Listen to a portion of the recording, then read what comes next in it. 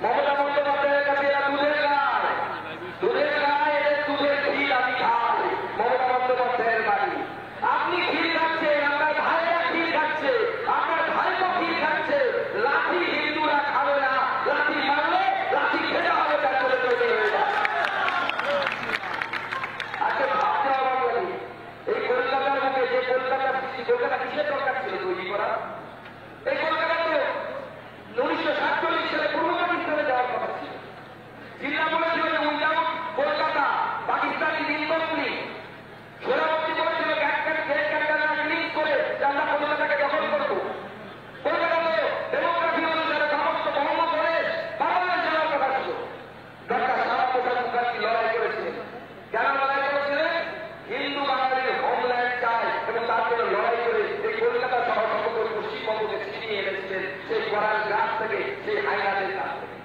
আজকে সেই হাইনারা আবার ঘুরে বেড়াচ্ছে।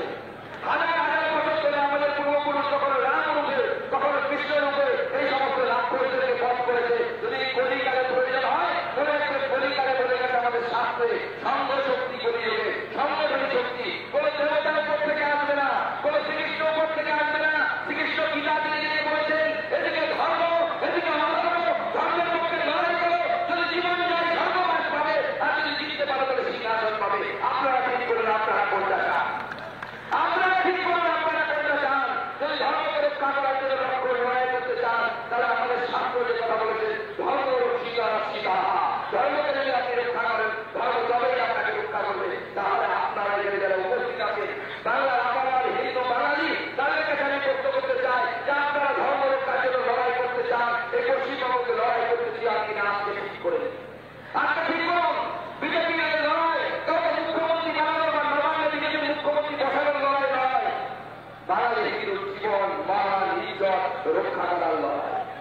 যাতে বাঙালিকে তার বাড়ি ছেড়ে মামলায় উদ্বাস্তু হতে হচ্ছে, সেরকম যেন উদ্বাস্তু হতে না হয়। আগে সেই পরিবারের সাথে আমাদের লোকেদের কথা হচ্ছে, সেই স্ত্রী কাঁদতে কাঁদতে বলছে, বাড়ির গরুটা, বাড়ির ছাগলটা সব ছেড়ে এসেছি, না পেয়ে মরে যাবে হয়তো, ওখানে ঢুকতে পারছি না। শুনলে অবাক হয়ে যাবেন, বিএসএফ নামার আগে মমতা বন্দ্যোপাধ্যায়ের পুলিশ, যে বাঙালি সেকুলার বাঙালি ভাবে যে ভাত দাঁড়াচ্ছে, লড়াইটা নাকি জাতের নয় ভাতে, শুনেন তো দেয়ালে দেয়ালে লিখে বেড়ায়। আজকে যারা ঘুরলো চন্দন দাস, তার বাবা হরগোবিন্দ দাস, তারা সিপিএম সমর্থক ছিল, বিজেপি সমর্থক ছিল না। তাই সুযোগ দেখাও, সেলিম চাচা, লড়াইটা ভাতের নয়, লড়াইটা চাটে, সেটা অ্যাক্সেস করুন। লড়াইটা ধর্মের। আর এই ধর্ম আলাদা ছিল বলে ওপার বাংলা থেকে আমার মা বাপ ঠাকুরটাকে চলে আসতে হয়েছিল, আর অনেকের বাপ ঠাকুরটাকে হয়তো চলে আসতে হয়েছিল। সবুজ সাথী পাওয়ার জন্য আসিনি, আয়ুষ্মান ভারত পাওয়ার জন্য আসিনি, গলায় কাঠের মালা থাকতে সেই জন্য এসেছিলাম। আর আজকে সেই সংসদগঞ্জে একজন বাঙালি হিন্দু ভদ্রলোককে গলায় কাঠের মালা দেখে তাকে পিটিয়ে তাই মরণাপন্ন করা হলো, কারণ গলায় কাঠের মালা আছে। কতদিন রাখতে পারবেন কাঠের মালা? কতদিন রাখতে পারবেন নিজের স্ত্রী মাথায় সিঁদুর? ততক্ষণ রাখতে পারবেন যতক্ষণ লড়াই করতে পারবেন। মনে রাখবেন, মাটি কোনো বাপের হয় না, মাটি চাপের হয়। আপনার শক্তি থাকে, মাটি আপনার সাথে থাকবে, মাটি তাই ভারতীয় জনতা পার্টি একদিকে যেমন চাকরি হারানোর জন্য লড়ছে, দুর্নীতির বিরুদ্ধে লড়ছে, মমতা বন্দ্যোপাধ্যায় চোর, এটা নিয়ে আর কারো মনে কোনো কনফিউশন নেই। মমতা বন্দ্যোপাধ্যায়ের বাড়ির লোকেরাও জানে যে মমতা বন্দ্যোপাধ্যায় চোর এবং আইএসআই সাকিব চোর, ওই নিয়ে কারো কোনো কিন্তু তার সাথে পশ্চিমবঙ্গে আমাদের লড়াই চলছে।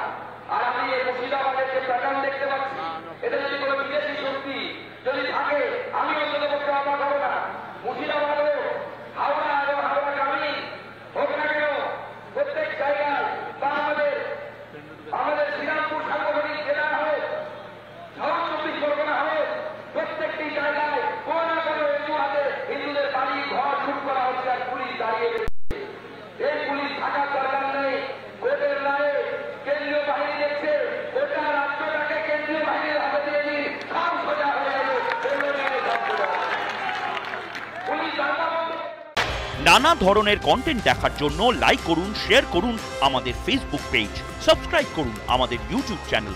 পাশাপাশি অন্যান্য ব্রেকিং নিউজের জন্য অবশ্যই চোখ রাখুন রিপাবলিক বাংলায়।